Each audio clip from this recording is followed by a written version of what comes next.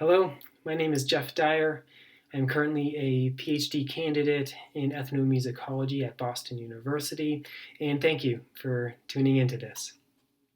What I want to do with this talk is to tell a story about how Black music and imperialism have interacted in perhaps surprising ways as they've traveled back and forth between America and Southeast Asia. Now, by saying this story involves America, I do not mean that it's limited to the United States, but rather I refer to an America broadly conceived, and that will include Black music that developed in Cuba. By saying this story involves imperialism, I don't mean to imply that I will limit the discussion to how the United States has dominated other countries, both economically and politically, through war or other means. To the contrary, I will eventually illustrate the intimate ties linking U.S. imperialism abroad and domestic policing in the United States, and how understanding that relationship helps highlight the global reach of anti-Blackness. I'll get to those political points, but for them to more fully make sense, I need to back up to the 1950s and start with a basic musical comparison of two different songs. Song number one. If you lived in Havana, Cuba, in the 1950s, you could easily have heard this song by the composer Enrique Jorrin.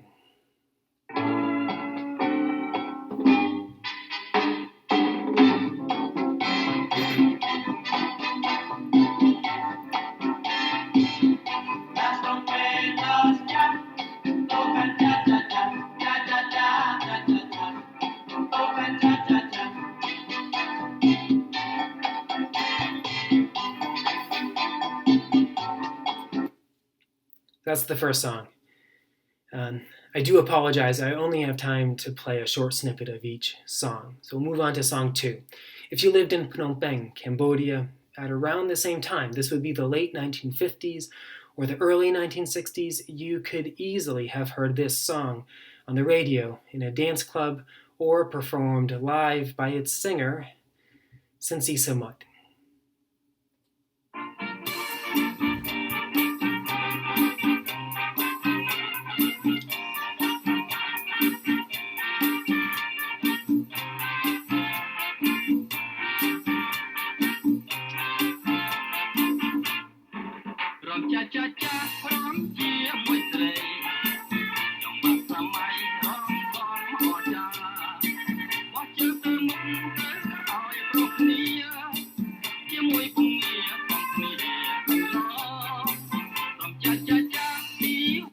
So that's the second song.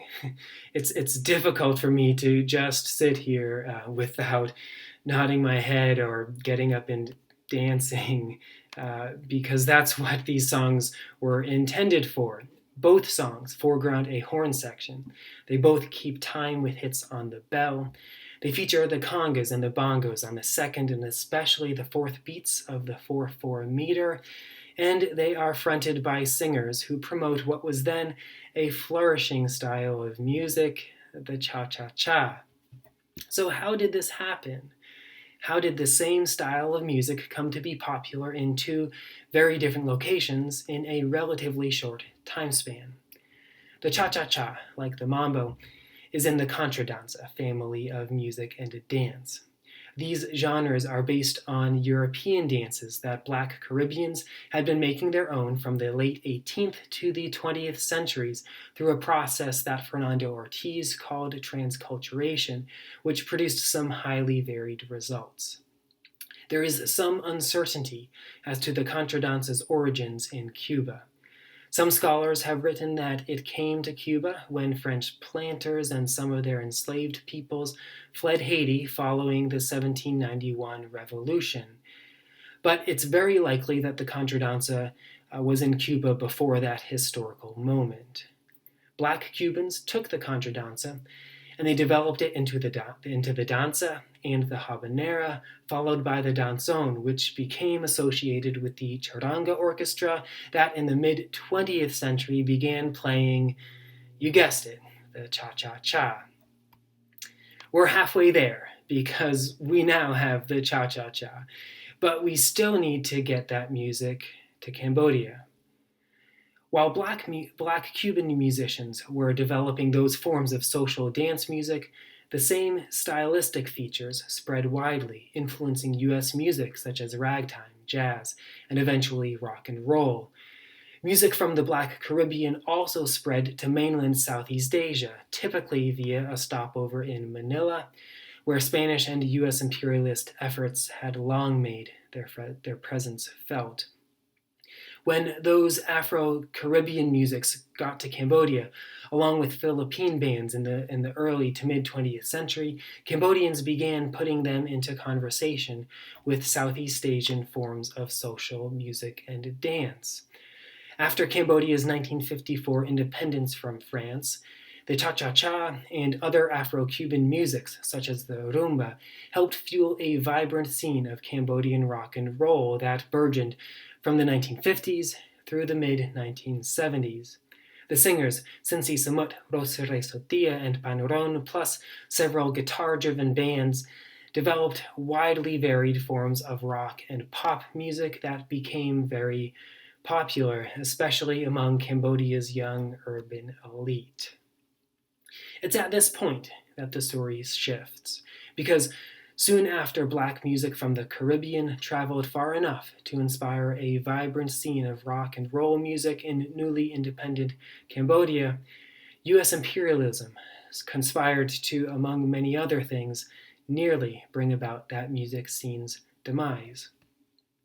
It was a Democrat, US President Lyndon Baines Johnson, who in 1965 authorized bombing raids on Cambodia to support secret ground strikes against North Vietnamese forces traveling through Cambodian soil.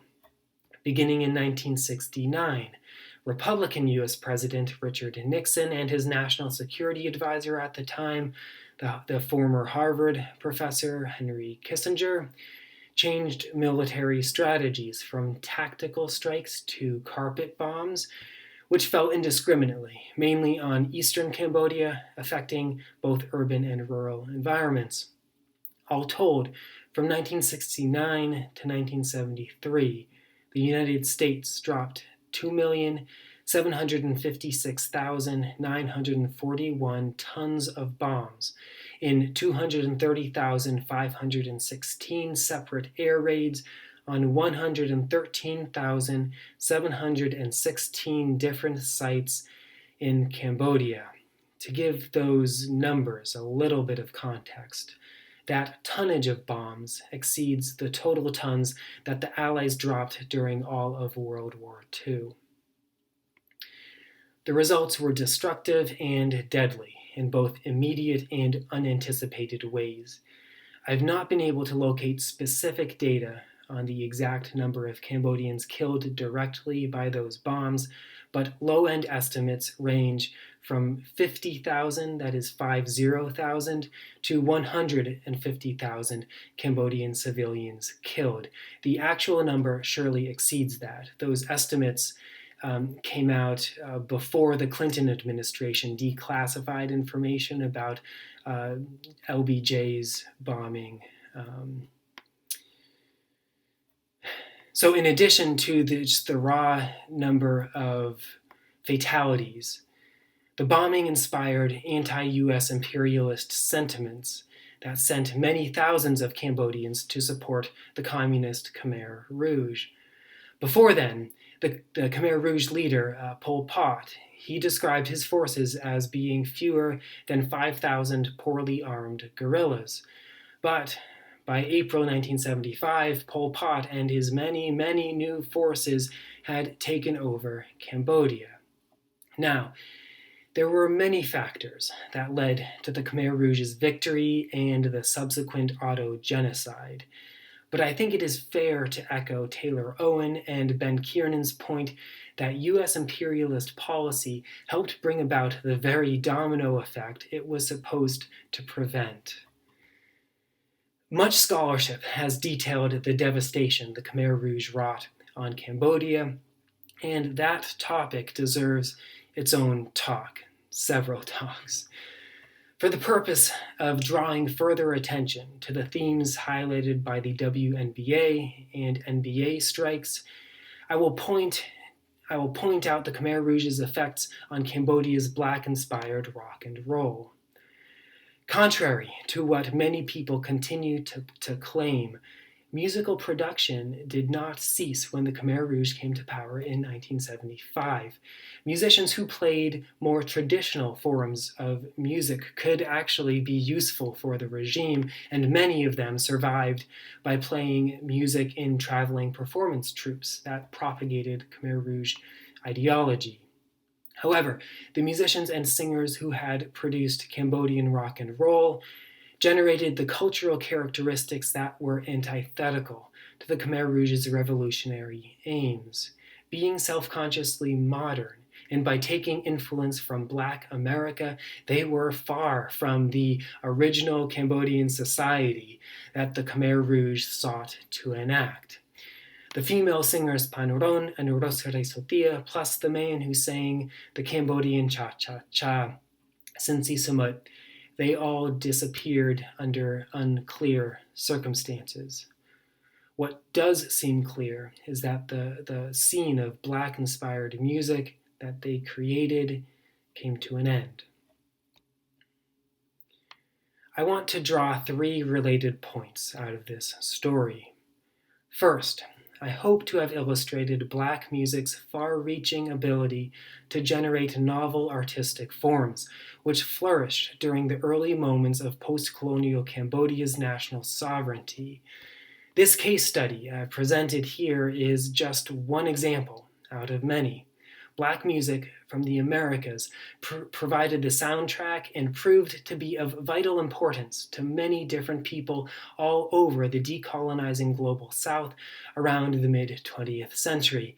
The examples are numerous, but perhaps the most pertinent comparison to what I've talked about here is Joseph Kabasele and La African Jazz's song Independence Cha-Cha, that celebrates Congolese independence from Belgium in 1960. So this song, I'll play just a snippet of it. It would have been heard right around the same time that Sinsi Samut was singing his cha-cha-cha in Cambodia.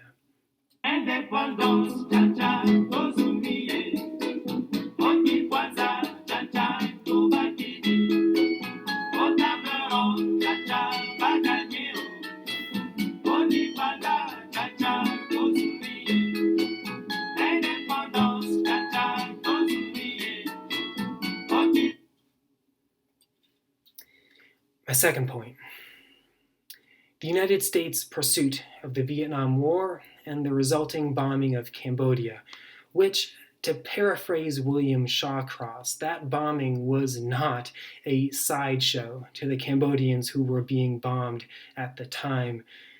That might appear to be far removed from the domestic police activities that are currently killing and paralyzing Black men and women all over U.S. cities and towns, including Jacob Blake, George Floyd, Breonna Taylor, Trayvon Martin, Oscar Grant, and sadly, many, many, many, many more.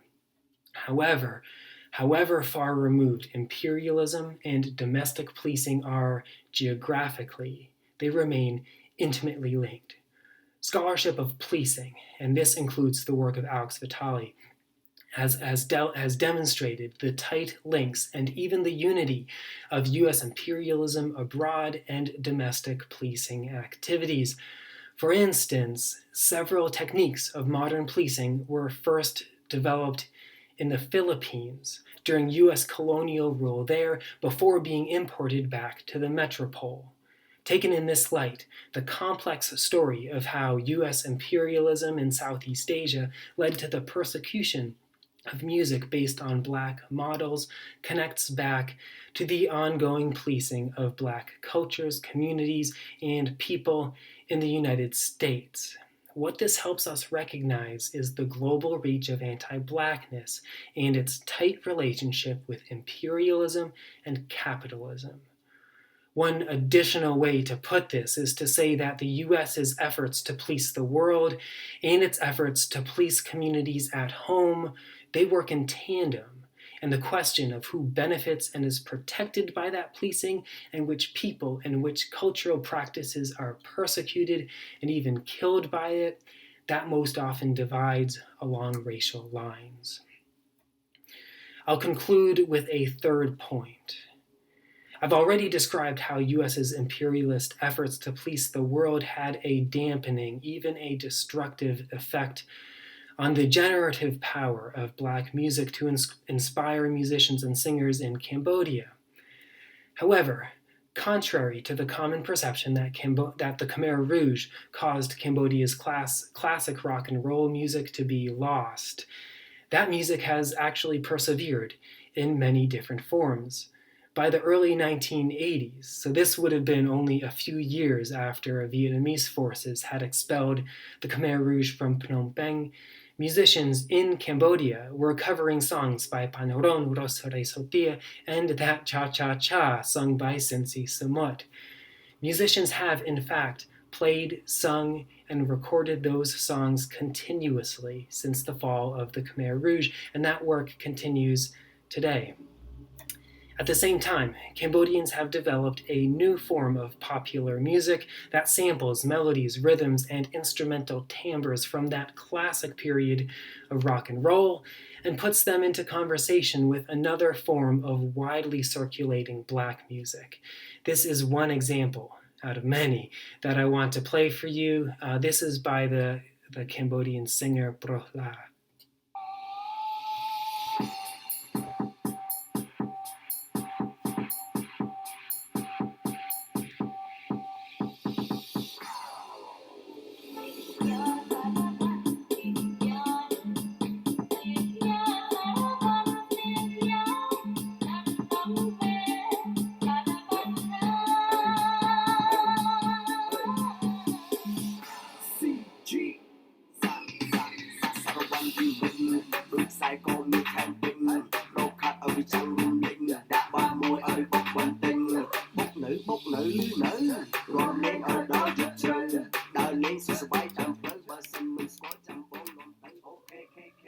So hip-hop has been taken off in Cambodia, and many of these new hip-hop songs combine melodies and rhythms from Cambodia's Black-inspired rock and roll with Southeast Asian styles of traditional social dance music combined with hip-hop rhymes.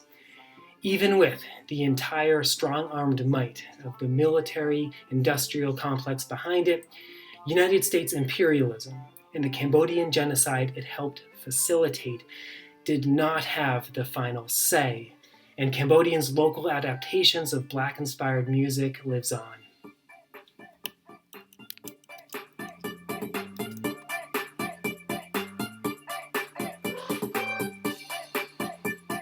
Thank you for listening.